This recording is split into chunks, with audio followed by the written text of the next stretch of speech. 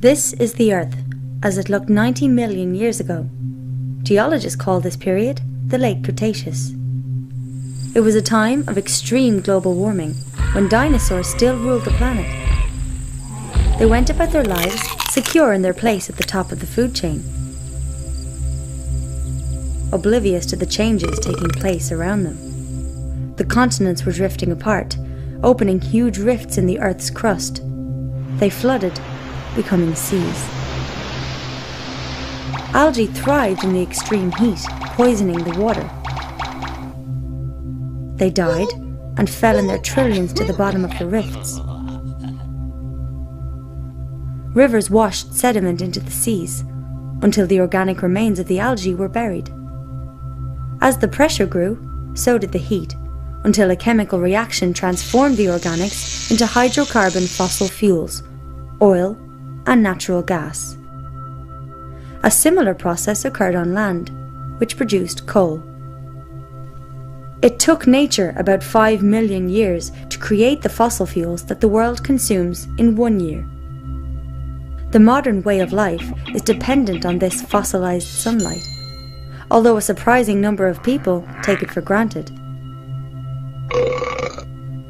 Since 1860, geologists have discovered over 2 trillion barrels of oil. Since then, the world has used approximately half. Before you can pump oil, you have to discover it. At first, it was easy to find and cheap to extract. The first great American oil field was Spindletop, discovered in 1900. Many more followed. Geologists scoured America. They found enormous deposits of oil, natural gas, and coal. America produced more oil than any other country, enabling it to become an industrial superpower. Once an oil well starts producing oil, it's only a matter of time before it enters a decline. Individual wells have different production rates. When many wells are averaged together, the combined graph looks like a bell curve. Typically, it takes 40 years after the peak of discovery for a country to reach its peak of production, after which it enters a permanent fall. In the 1950s, Shell geophysicist M. King Hubbard predicted that America's oil production would peak in 1970, 40 years after the peak of US oil discovery. Few believed him. However, in 1970, American oil production peaked and entered a permanent decline. Hubbard was vindicated. From this point on, America would depend increasingly on imported oil. This made her vulnerable to supply disruptions and contributed to the economic mayhem of the 1973 and 1979 oil shocks. The 1930s saw the highest rate of oil discoveries in US history. In spite of advanced technology, the decline in the discovery of new American oil fields has been relentless. More recent finds, such as Anwar, would at best provide enough oil for 17 months. Even the new Jack 2 field in the Gulf of Mexico would only supply a few months of domestic demand. Though large, neither field comes close to satisfying America's energy requirements. Evidence is now mounting that world oil production is peaking or is close to it. Globally, the rate of discovery of new oil fields peaked in the 1960s. Over 40 years later, the decline in discovery of new fields seems unstoppable. 54 of the 65 major oil-producing nations have already peaked in production. Many of the others are expected to follow in the near future. The world will need to bring the equivalent of a new Saudi Arabia into production every 3 years to make up for declining output in existing oil fields. In the 1960s, 6 barrels of oil were found for every one that was used. 4 decades later, the world consumes between 3 and 6 barrels of oil for every one that it finds. Once the peak of world oil production is reached, demand for oil will outstrip supply, and the price of gasoline will fluctuate wildly, affecting far more than the cost of filling a car. Modern cities are fossil fuel dependent. Even roads are made from asphalt, a petroleum product, as are the roofs of many homes. Large areas would be uninhabitable without heating in the winter or air conditioning in the summer. Suburban sprawl encourages people to drive many miles to work, school, and stores. Major cities have been zoned with residential and commercial areas placed far apart, forcing people to drive. Suburbia and many communities were designed on the assumption of plentiful oil and energy.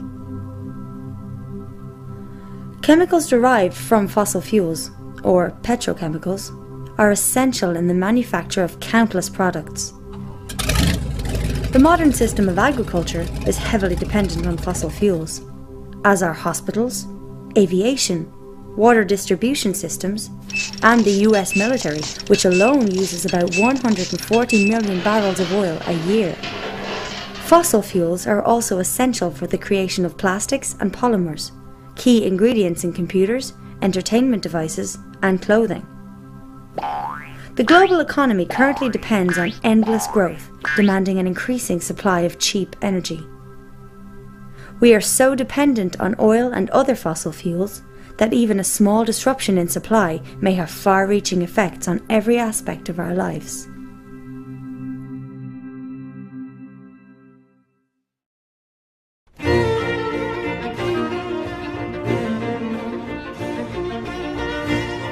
Energy is the ability to do work.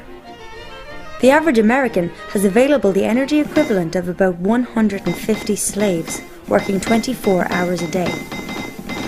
Materials that store this energy for work are called fuels. Some fuels contain more energy than others. This is called energy density. Of these fuels, oil is the most critical. The world consumes 30 billion barrels a year, equal to 1 cubic mile of oil, which contains as much energy as would be generated from 52 nuclear power plants working for the next 50 years.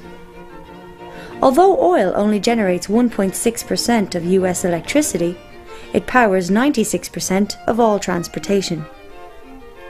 In 2008, 2/3 of America's oil was imported. Most was from Canada, Mexico, Saudi Arabia, Venezuela, Nigeria, Iraq, and Angola. Several factors make oil unique. It is energy dense. 1 barrel contains the energy equivalent of almost 3 years of human labour. It is liquid at room temperature, easy to transport, and usable in small engines. To acquire energy, you have to use energy. The trick is to use smaller amounts to find and extract larger amounts. This is called EROEI, energy return on energy invested. Conventional oil is a good example. The easy-to-extract, high-quality crude was pumped first. Oilmen spent the energy equivalent of 1 barrel of oil to find and extract 100. The EROEI of oil was 100. As the easy-to-find oil was pumped first, exploration moved into deep waters, or distant countries, using increasing amounts of energy to do so. Often, the oil found now is heavy or sour crude and is expensive to refine. The EROEI for oil today is as low as 10. If you use more energy to get the fuel than is contained in the fuel, it's not worth the effort to get it. It is possible to convert one fuel source into another. Every time you do so, some of the energy contained in the original fuel is lost. For instance, There is unconventional oil, tar sands and shale. Tar sands are found mainly in Canada. 2/3 of the world's shale is in the US. Both of these fuels can be converted to synthetic crude oil. However, this requires large amounts of heat in fresh water, reducing their EROEI, which varies from 5 to as low as 1.5. Shale is an exceptionally poor fuel, pound for pound containing about 1/3 the energy of a box of breakfast cereal. Coal exists in vast quantities and generates almost half of the planet's electricity. The world uses almost 2 cubic miles of coal a year. However, global coal production may peak before 2040. The claim that America has centuries' worth of coal is deceptive, as it fails to account for growing demand and decreasing quality. Much of the high-quality anthracite coal is gone, leaving lower-quality coal that is less energy-dense. Production issues arise as surface coal is depleted and miners have to dig deeper and in less accessible areas. Many use destructive mountaintop removal to reach coal deposits, causing environmental mayhem. Natural gas is often found alongside oil and coal. North American discovery of conventional gas peaked in the 1950s and production peaked in the early 70s. If the discovery graph is moved forward by 23 years, the possible future of North American conventional natural gas production is revealed. Recent breakthroughs have allowed the extraction of unconventional natural gas, such as shale gas, which might help offset decline in the years ahead. Unconventional natural gas is controversial, as it needs high energy prices to be profitable. Even with unconventional gas, there may be a peak in global natural gas production around 2030. Large uranium reserves for nuclear fission still exist. To replace the 10 terawatts the world currently generates from fossil fuels would require 10,000 nuclear plants. At that rate, the known reserves of uranium would last for only 10 to 20 years. Experiments with plutonium-based fast breeder reactors in France and Japan have been expensive failures. Nuclear fusion faces massive technical obstacles. Then there are the renewables. Wind power has a high EROEI, but is intermittent. Hydropower is reliable, but most rivers in the developed world are already dammed. Conventional geothermal power plants use existing hotspots near the Earth's surface. They are limited to those areas. In the experimental EGS system, 2 shafts would be drilled 6 miles deep. Water is pumped down one shaft to be heated in fissures, then rise up the other, generating power. According to a recent MIT report, this technology might supply 10% of US electricity by 2050. Wave power is restricted to coastal areas. The energy density of waves varies from region to region. Transporting wave-generated electricity inland would be challenging. Also, the salty ocean environment is corrosive to turbines. Biofuels are fuels that are grown. Wood has a low energy density and grows slowly. The world uses 3.7 cubic miles of wood a year. Biodiesel and ethanol are made from crops grown by petroleum-powered agriculture. The energy profit from these fuels is very low. Some politicians want to turn corn into ethanol. Using ethanol to supply 1/10 of projected US oil use in 2020 would require 3% of America's land. To supply 1/3 would require 3 times the area now used to grow food. To supply all US petroleum consumption in 2020 would take twice as much land as is used to grow food. Hydrogen has to be extracted from natural gas, coal or water, which uses more energy than is generated from the hydrogen. This makes a hydrogen economy unlikely. All the world's photovoltaic solar panels generate as much electricity as 2 coal power plants. The equivalent of between 1 and 4 tons of coal are used in the manufacture of a single solar panel. We'd have to cover as many as 140,000 square miles with panels to meet current world demand. As of 2007, there were only about 4 square miles. Concentrated solar power, or solar thermal, has great potential, though at the moment there are only a small number of plants operating. They are also limited to sunny climates, requiring large amounts of electricity to be transmitted over long distances. All of the alternatives to oil depend on oil-powered machinery or require materials such as plastics that are produced from oil. When considering future claims of amazing new fuels or inventions, ask, does the advocate have a working commercial model of the invention? What is its energy density? Can it be stored or easily distributed? Is it reliable or intermittent? Can it be scaled to a national level? Are there hidden engineering challenges? What is the E or OEI? What are the environmental impacts? Remember that large numbers can be deceptive. For example, 1 billion barrels of oil will satisfy global demand for only 12 days. A transition from fossil fuels would be a monumental challenge. As of 2007, coal generates 48.5% of US electricity. 21.6% is from natural gas. 1.6% is from petroleum. 19.4% is from nuclear. 5.8% is from hydro. Other renewables only generate 2.5%. Is it possible to replace a system based on fossil fuels with a patchwork of alternatives? Major technological advances are needed, as well as political will and cooperation, massive investment, international consensus, the retrofitting of the $45 trillion global economy, including transportation, manufacturing industries, and agricultural systems, as well as officials competent to manage the transition. If all these are achieved, could the current way of life continue?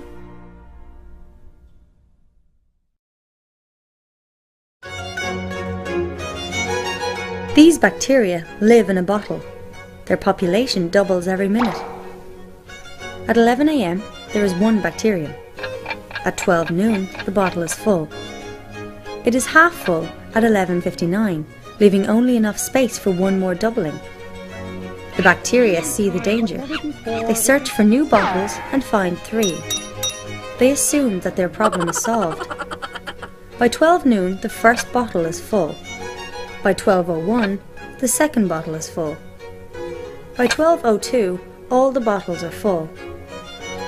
This is the problem that we face due to the doubling caused by exponential growth. When humanity began to use coal and oil as fuel sources, it experienced unprecedented growth.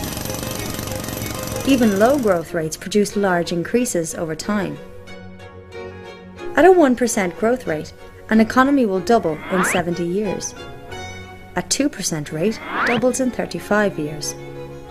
At a 10% growth rate, an economy will double in only 7 years.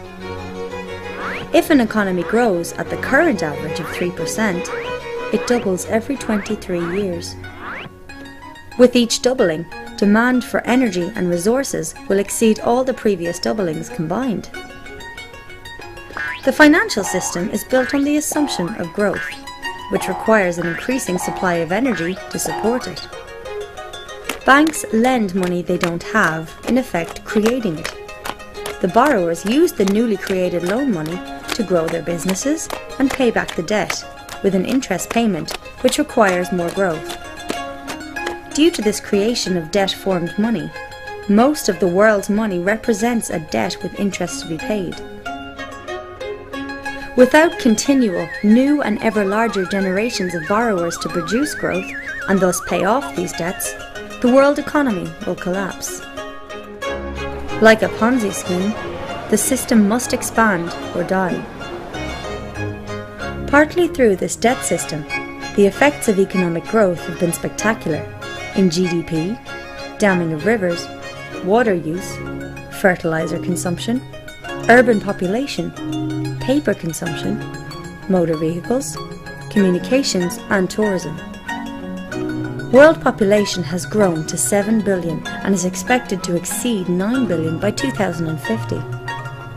On a flat, infinite Earth, this might not be a problem. However, as the Earth is round and finite, we will eventually face limits to growth.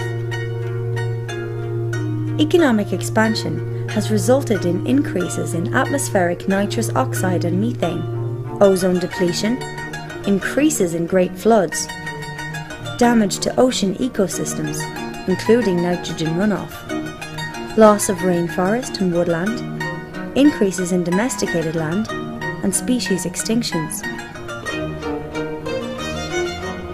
If we place a single grain of rice on the first square of a chessboard, double this and place 2 grains on the second, double again and place 4 on the third, double again and place 8 on the fourth, and continue this way, putting on each square twice the number of grains than were on the previous one. By the time we reach the final square, we need an astronomical number of grains. 9 quintillion, 223 quadrillion, 372 trillion, 36 billion, 854,776,000 grains. More grain than the human race has grown in the last 10,000 years. Modern economies, like the grains on the chessboard, double every few decades. On which square of the chessboard are we?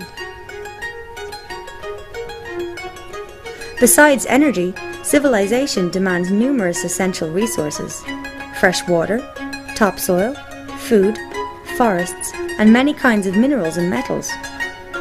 Growth is limited by the essential resource in scarcest supply. A barrel is made of staves, and like water filling a barrel, growth can go no further than the lowest stave, or the most limited essential resource. Humans currently utilize 40% of all photosynthesis on Earth. Though it might be possible to use 80%, we are unlikely to ever use 160%.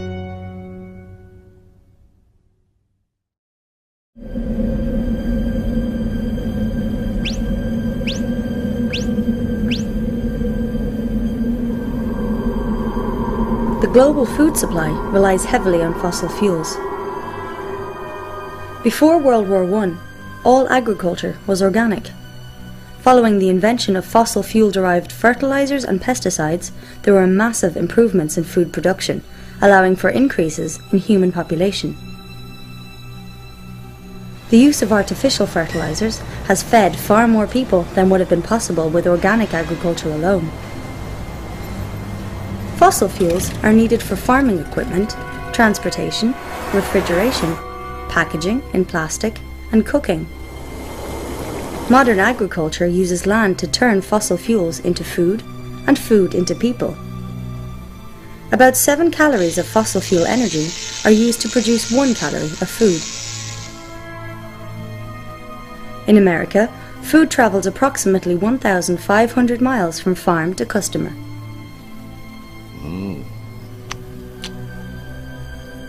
Besides fossil fuel decline, there are several threats to the current system of food production.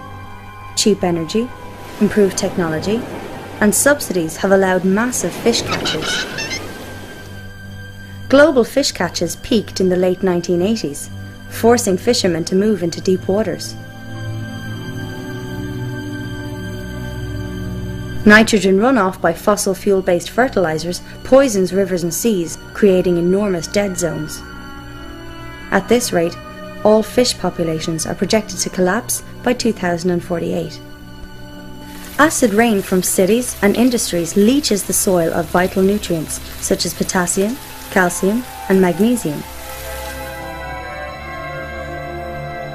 Another threat is a lack of water. Many farms use water pumped from underground aquifers for irrigation. The aquifers need thousands of years to fill up, but can be pumped dry in a few decades, like oil wells. America's massive Ogallala aquifer has fallen so low that many farmers have had to return to less productive dry land farming. Additionally, the use of irrigation and fertilizers can lead to salinization, the accumulation of salt in the soil. This is a major cause of desertification. Still another threat is topsoil loss. 200 years ago, there were 6 feet of topsoil on the American prairies. Today, through tillage and poor practices, approximately half is gone. Irrigation encourages the growth of stem rust fungi like UG99, which has the potential to destroy 80% of the world's grain harvest. According to Norman Borlaug, father of the Green Revolution, stem rust has immense potential for social and human destruction.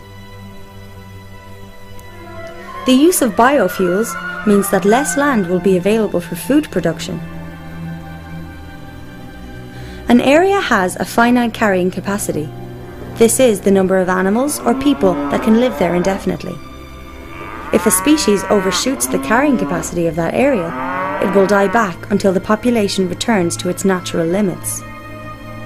The world has avoided this die-off by finding new lands to cultivate or by increasing production, which has been possible largely thanks to oil.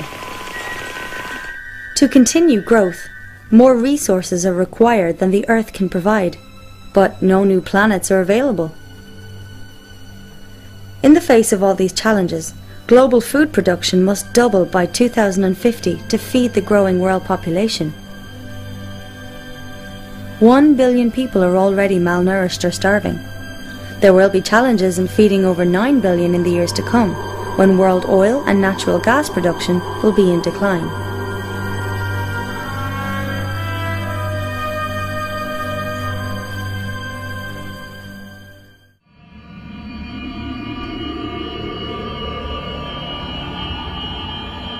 The global economy grows exponentially at about 3% a year, consuming increasing amounts of non-renewable fuels, minerals and metals, as well as renewable resources like water, forests, soils and fish faster than they can be replenished. Even at a growth rate of 1%, an economy will double in 70 years. The problem is intensified by other factors. Globalization allows people on one continent to buy goods and food made by those on another. The lines of supply are long, placing strains on a limited oil resource. We now rely on distant countries for basic necessities. Modern cities are fossil fuel dependent. Most banking systems are based on debt, forcing people into a spiral of loans and repayments, producing growth. What can be done in the face of these problems? Many believe that the crisis can be prevented through conservation, technology, smart growth, recycling, electric cars and hybrids, substitution, or voting. Conservation will save you money, but it alone won't save the planet. If some people cut back on oil use, the reduced demand will drive down the price, allowing others to buy it for less. In the same fashion, a more efficient engine that uses less energy will, paradoxically, lead to greater energy use. In the 19th century, English economist William Stanley Jevons realized that better steam engines made coal a more cost-effective fuel source, which led to the use of more steam engines, which increased total coal consumption. Growth of use will consume any energy or resource saved through conservation.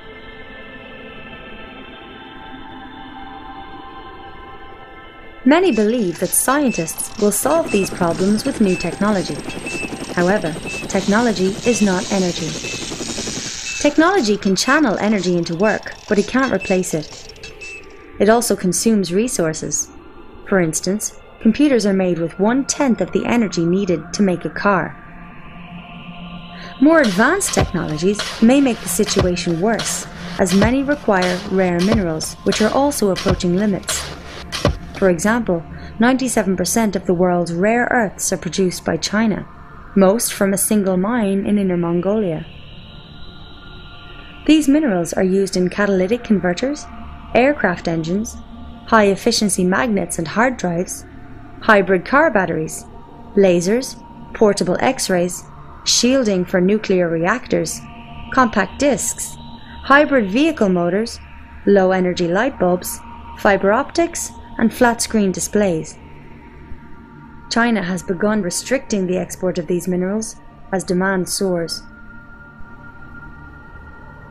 So-called sustainable growth, or smart growth, won't help, as it also uses non-renewable metals and minerals in ever-increasing quantities, including rare earths. Recycling will not solve the problem, as it requires energy, and the process is not 100% efficient. It is only possible to reclaim a fraction of the material being recycled. A large portion is lost forever as waste. Electric cars run on electricity. As most power is generated from fossil fuels, this is not a solution. Also, cars of all types consume oil in their production. Each tyre alone requires about 7 gallons of petroleum. There are around 800 million cars in the world as of 2010. At current growth rates, this number would reach 2 billion by 2025. It is unlikely that the planet can support this many vehicles for long, regardless of their power source. Many economists believe that the free market will substitute one energy source with another through technological innovation. However, the main substitutes to oil face their own decline rates. Substitution also fails to account for the time needed to prepare for a transition.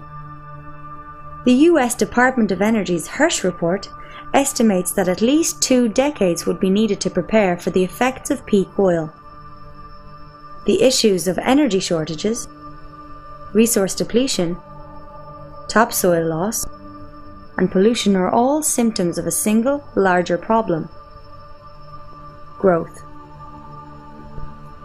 As long as our financial system demands endless growth, reform is unlikely to succeed.